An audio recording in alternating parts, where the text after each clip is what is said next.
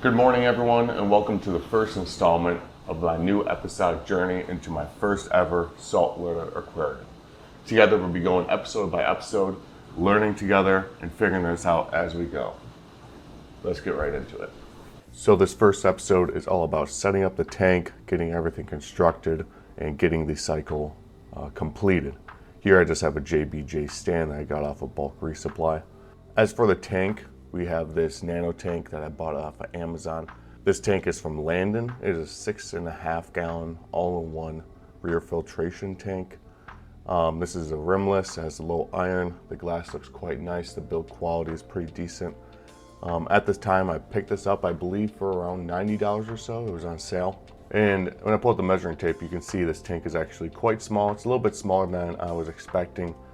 And if you caught a glimpse from the starting intro, you can actually see that this is a different tank than the one that I have currently. But again, this is an episodic journey, so we'll get to that one next episode, and the reason why I switched. The tank itself is quite nice. It wasn't that, I don't want to give any spoilers really, but it's just basically too small for what I was hoping for. You can see here it's about 11 inches by 11 inches for the main part.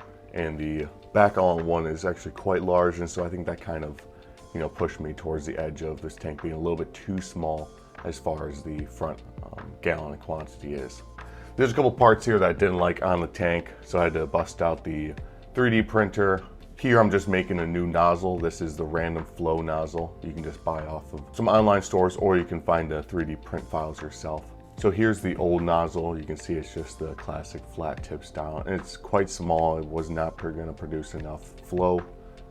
Here's the new tip. This is the random vortex generator like I talked about. Gives a lot of increased flow, and it does a little bit of randomness and turbulence in the tank, which makes it quite nice. As for the light, I picked up this Nano 30 watt aquarium LED reef light. This is a pretty decent, less expensive light for Nano and Pico tanks. It's quite large for the head, so I ended up switching this one out as well. But it has a lot of customizable settings, and I believe for only 60 or 70 bucks, it's a pretty solid light. You have a range of colors such as white, dark blue, and a mixture of blue and white. As for the reef rocks, I actually picked these up off of Amazon. This is from someone that broke down their tank several months ago, so these rocks were completely dry and not alive at this point. You can see they're pretty large and gonna be way bigger than what I can fit in my tank. Luckily, these rocks are pretty easy to break down, so just off screen I took those and smashed them up over some towels. And this is how they turned out. You can see they're a lot smaller now, several interesting chunks. They're pretty dirty, so we end up putting these through a curing cycle in Dr. Tim's waste away, and that turned out pretty nicely after the fact.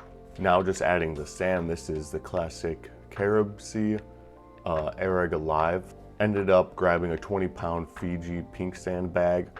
This is around $20 or $25, and I was splitting this with another tank that we were setting up in the apartment, so I ended up only using probably a third of this bag for this tank. Once placing the sand in there, just moved around, leveled it out, make sure we were having enough in there, and I believe I ended up adding some more because I wanted about an inch or so of sand because of my inhabitants that I wanted to get, and we'll talk about those later, and you might have seen those on my shorts. But a little bit more sand was going to be useful in this tank. And then added some crushed up rock here just to give a little bit more texture, and of course adds even more space for the live bacteria to sustain themselves. And as I mentioned with the curing process for these rocks in Dr. Tim's waste away, these rocks are probably somewhat partially cycled. I didn't keep an eye on the ammonia levels in there, but using that live bacteria and all the dead particulates that were in the rock, it was likely that there was some amount of bacteria already in the rocks. And then for the placement of the rocks, I kind of had an idea of kind of three main pillars of rocks in the back left, the back right, and right up front. This because originally I wanted some more fast-growing corals like pulsing zinnia, and I wanted to separate those on their own rocks because of how easily they can grow and spread. So creating a sort of island for them, I read online, was really useful so that you can contain their spreading. But as I start to place these rocks in here in the quite small tank, the Pico tank, you can start to see that they end up taking up a lot of room. pretty much right out the get-go. So I end up placing this right rock in the back. Is a little bit larger. I like more of the straightforward, more natural looking aquascape when it comes to saltwater tanks. The amount of arches and platforms that people put in their tanks, I'm not really a huge fan of. I know it's a lot easier to plant frags and it's a lot easier to decide where to place those and have growth of them. But I kind of like the little bit more crowded looking tanks where you have more natural rock formations, and placing the corals in those make it a little bit more natural looking as well. And they start to kind of, climb over one another and make it a lot more filled out looking. These live rocks were purchased off of Facebook Marketplace, like I mentioned, and they're for quite a good deal. I can't remember exactly, but I believe it was $3 or $4 a pound of dead rock. And that's probably on par for what you can find on Marketplace and maybe Craigslist. Certainly going to be a lot cheaper than what you would find for live rock off of big manufacturers. Such as Petco. And while it takes a little bit more research and certainly a lot more patience to cure this rock and get it ready for a tank like this, which I highly suggest curing the rock before placing it in the tank, it certainly builds the foundation of patience, and you need a lot of that as I'm learning quickly in this hobby, as you don't want to rush and kind of nuke the tank with having way too much old bacteria, dead organic material, and phosphates in the tank, which will then just explode with algae and give you a lot of problems down the road. But anyways, place these rocks in here. You can see I'm kind of fidgeting around with it, and I think the issue isn't that I don't like the rock formation, but the issue at the time was that they were just too packed in, and trying to squeeze these in between one another was pretty difficult. And I'm really pushing up against that glass. It's highly recommended to give yourself at least 1 or 2 inches between your aquascape and the glass so that you can get there and clean off the algae that you're going to get. It just makes life a lot easier and keeps your glass clean and makes the tank look way better. And I was really pushing this, and certainly it was going to be difficult, and it was difficult for me to get in between the rock and the glass to clean that off as the algae came. But I did finally settle on this rock formation. This is what I was initially going for, the kind of 1, 2, 3 in the back, the middle, and the front. So on the sides, you can see how it's kind of formed together, and I liked it, but again, it was just too scrunched together. I wasn't planning on getting any fish that would need a ton of hiding space, but in the end, I was pretty satisfied with how it looked. It was just a little bit too small for what I was expecting it to be. Once that was done, I ended up moving the light over to the middle where it was going to sit permanently or semi-permanently, and began to actually set up the tank by setting up the all-in-one and placing the materials in the back there. And the tank actually came with a decent amount of materials for the price point. So here we have the BioBall filter and the filter bag that it came with. And you can see I struggled to put this here in a second, but this came with the tank, and I put this in initially with the rocks as they were curing to maybe start to build up some of that bioactive media. And it's always obviously essential to have this bioactive media in the all-in-one tank. Then here is a coarse filter sponge that the tank came with as well. I believe it came with 2 of these. It came with a couple other filter media as well. Here's one of the filter cottons that it came with. I believe it came with 4 of those. And I just wanted to quickly mention too that initially I really liked the white background in the tank, but as the tank was becoming set up and everything was filled in and everything, I kind of grew away from it. Didn't really care with how it looked, and at the time we also had a black background tank and it just looked way cleaner. It kind of made all the colors pop, so I ended up switching over to that as well. And then for the heater, I bought a high top 25 watt adjustable aquarium heater. The pump that came with the tank was quite weak, so here I have the initial included submersible pump, but end up switching this out because it was just way too weak. It was not producing enough current, and again, the tank was a weird size, so introducing a wave maker was pretty difficult. I tried several different ones, and all of them were just too large for this size and shape of tank. But the most essential part is getting an RODI filter. If you don't know, you have to use RODI water for saltwater aquariums. You cannot use tap water. It introduces way too many elements into your tank, and you can never figure out what your parameters are going to be. So I got this one off of Amazon, pretty cheap. It was about 70 bucks. Highly recommend it. Fits right under the sink. No issues with this at all. Filling up a bucket like this, which is a 3-gallon bucket, probably takes around an hour or so. You just go in there. I have it directly hooked up to the sink, so you just flip a switch and it starts to fill immediately.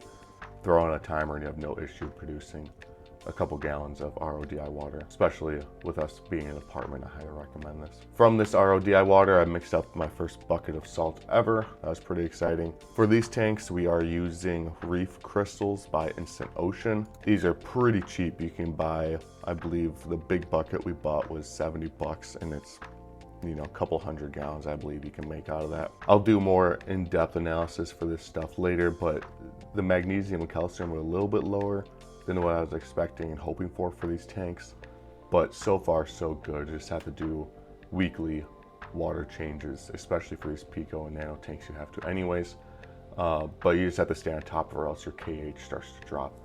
And again, I'll get into this in future episodes and try to make an in-depth beginner guide for saltwater aquariums, what we know and what you need to know. After filling up this tank, I noticed another issue with the overflow sump. The problem with the acrylic is that the water starts to stick with it pretty easily. So when you have water overflowing into the sump, it sticks to the side and doesn't actually flow over the filter sock or filter cotton. So for this, I 3D printed yet another part. This part was made so that it basically has a lip on it, and as the water overflows, it'll drop onto the filter cotton, making the filtering more effective rather than just kind of overflowing on the side and not really filtering as best as it can. So after printing this, I used some cyanoacrylate glue to stick it onto the back acrylic part. Took a second for it actually stick on there, but once you have it mostly stuck, you just splash some water on it. And this is completely aquarium safe. This is what you use for all of your hardscapes and everything. And as you'll see in a second here, after this completely dries, it flows way better over this section. You can see here it's starting to dribble over the side like that rather than kind of just stick to the wall and not really filter properly. So here it looks like mostly filled up, and turning on the lights. You can see it's a pretty nice color with the light. I don't have a filter on this yet. This is before I got the filter, so you can see more of a raw color. It's quite nice. And then from there, I just started the cycle process in the tank. As far as the cycle goes, I end up using Dr. Tim's fishless cycle guide. I'll throw that up on the screen in a second. Here I just have the ammonium chloride that I use for the fishless cycle and just the waste away that I use for the curing process. But for the actual cycle, of course, I use the Dr. Tim's all-in-one live bacteria. So this is a very easy cycling process. I followed through with Dr. Tim's suggestions using his all-in-one. And I believe after day 14 or 15, my tank was ready to go. I saw no ammonia and very little nitrite, and I ended up going forward getting the first fish. So this is how the data looked for me. You can see the pH on the bottom left, in the middle the ammonia and the nitrite versus the day. The pH stayed stable throughout the 2 weeks that I did this. The ammonia started quite high. The test only gave up to 2 ppm, so it's probably higher than that. And then after, day 5 or day 6, you start to see a rapid decline of that, which is indicative of the nitrophine bacteria producing and maintaining the ammonia level. And then the nitrite followed through with what you typically see as well, where as the ammonia decreases, the nitrite starts to increase, plateau, and then rapidly fall off. And you can see that at day 15, 16, 17, we get below 1 ppm of nitrite. So I end up adding a fish and invertebrate to this tank and saw no spikes in ammonia or nitrite. And I knew that the cycle was complete, but still kept an eye on it for the time being for another week or 2 after adding those. So that takes us to the end of the first episode and building my first ever saltwater aquarium. As you can see, as a small spoiler right behind me, I did end up switching tanks, and I'll talk about that more next episode and why exactly I did that and how I feel about that major switch. There's obviously a lot of information in this, and I'm not trying to make super long episodes, but if you guys are interested in longer form episodes, please let me know, and I'm happy to push that 20, 30, even 40-minute time mark. As always, I'll put all of the materials and all those links in the description. If you guys have any other questions, drop them below in the comments. I'm happy to answer all of them. We're small enough now that I can give a lot of detail to any of the specific questions that you guys have, and I enjoy interacting with you guys in the comments. If you enjoyed this episode, give it a like and subscribe if you haven't already. If you disliked it, let me know in the comments. Again, I'm learning as I go, and I'm happy to oblige to any suggestions you guys may have. With that, have a great week, and I'll see you guys in the next episode. Stay curious.